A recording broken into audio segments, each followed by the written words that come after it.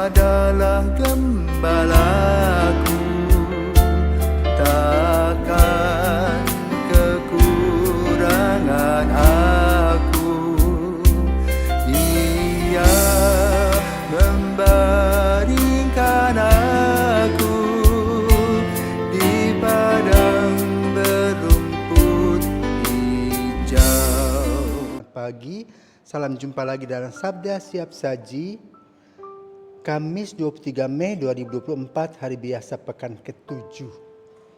Marilah kita berdoa dalam nama Bapa, Putra, dan Roh Kudus. Amin.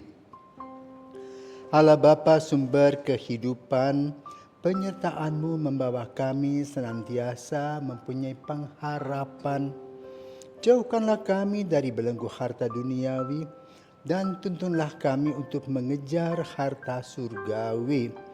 Dengan pengantaraan Yesus Kristus Putra-Mu Tuhan kami, yang bersama dengan Dikau dalam persatuan Roh Kudus hidup dan berkuasa Allah sepanjang segala masa. Amin. Tuhan bersamamu dan bersama rohmu. Inilah Injil Yesus Kristus menurut Markus. Dimuliakanlah Tuhan. Pada suatu hari berkatalah Yesus kepada murid-muridnya, barang siapa memberi kalian minum air secangkir oleh karena kalian adalah pengikut Kristus, ia tak akan kehilangan ganjarannya. Barang siapa menyesatkan salah seorang dari anak-anak kecil yang percaya ini, lebih baik baginya jika sebuah batu kilangan diikatkan pada lehernya, lalu ia dibuang ke dalam laut. Dan jika tanganmu menyesatkan engkau penggalah, karena lebih baik bagimu dengan tangan terkudung masuk ke dalam kehidupan daripada dengan utuh kedua belah tangan masuk dalam neraka, ke dalam api yang tak terpadamkan. Dan jika kaki menyesatkan engkau penggalah, karena lebih baik bagimu dengan kaki timpang masuk ke dalam hidup daripada dengan utuh kedua kakimu dicampakkan ke dalam neraka.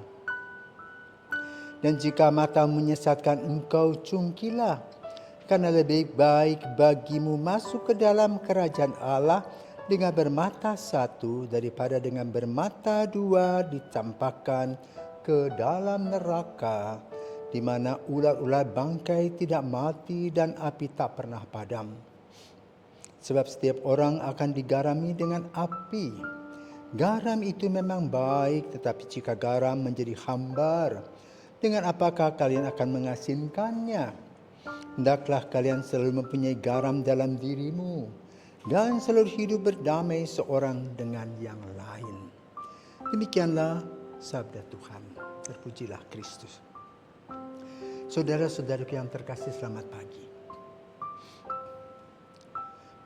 Beberapa waktu yang lalu, Paus Fransiskus itu dicerca banyak orang. Orang mengatakan bagaimana seorang paus menyetujui perkawinan sesama jenis. Loh, tunggu dulu. Konteksnya apa? Pertama, orang memancing Paus Fransiskus tentang LGBT yang berkembang saat ini. Apa jawabnya? Mengapa saya menjadi hakim atas hidup mereka? Mereka sudah begitu, mau apa? Itu bukan urusanku.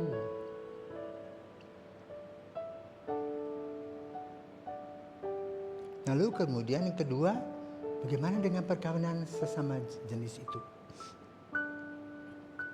Saudaraku terkasih, orang sering memancing-mancing. Seperti Injil pada hari ini, orang memancing Yesus. Paus tidak terpancing. Paus Fransiskus katakan, kalau seseorang itu termasuk dalam LGBT dan kalau dia minta berkat secara pribadi, berikan dia berkat. Tetapi kalau mereka datang dengan mengatakan, Pastor, kami mau menikah sesama jenis, dalam gereja Katolik itu tidak ada. Itu tidak dilayani. Itu saja. Tapi tidak usah kita berkata-kata yang tidak pantas. Maka paus ini seperti sebuah obor yang memberikan cahaya, membuka mata. Kita sering menjudge atau menghakimi orang begitu saja tanpa berpikir. Bilang pada orang lain, muka jeleklah, peseklah, gelaplah, dan sebagainya. Itu tidak bisa dikatakan begitu. Karena itu semua berkaitan dengan hak-hak orang. Orang jelek, orang cantik, orang tampan, orang apa, itu diciptakan oleh Tuhan. Jadi kita harus menghormati dan menghargai ciptaan Tuhan. Sama seperti kalau kita makan toh, kita tidak ribut, aku memakan ini, kau harus makan ini. Tidak bisa. Setiap orang boleh memilih, yang penting dia kenyang dan sehat. Maka kembali kepada Injil saudaraku pada hari ini. Ya.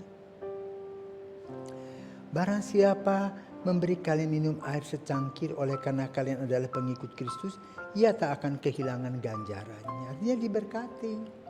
Demikian pula kalau kita membantu orang yang tidak seiman dengan kita akan dapat ganjaran. Tetapi kalau kita memaki-maki orang juga,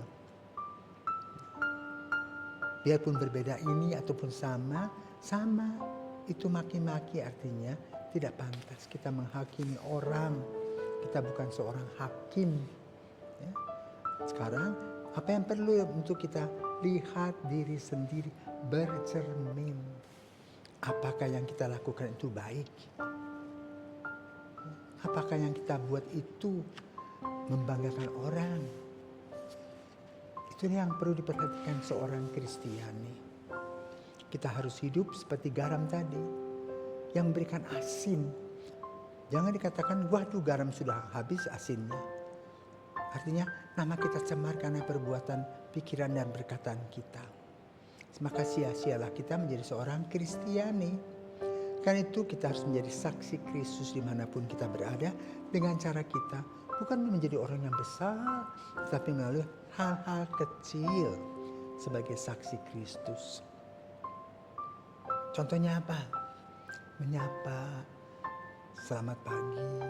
Kalau orang berkata pada kita selamat pagi, jangan jawab, jawab selamat pagi. Kalau orang memberi terima kasih itu barang kecil. Kok susah sekali? Kadang-kadang kita lupa, angkuh dan sombong rohani.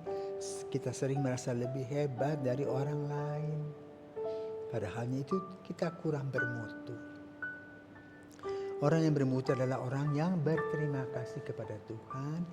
Dan juga menerima orang-orang yang ada di sekitar kita dengan sukacita. Kenapa? Mereka juga dapat matahari yang baru. Nah, sama dengan kita. Mereka juga diberikan Tuhan rezeki, diberikan nafas.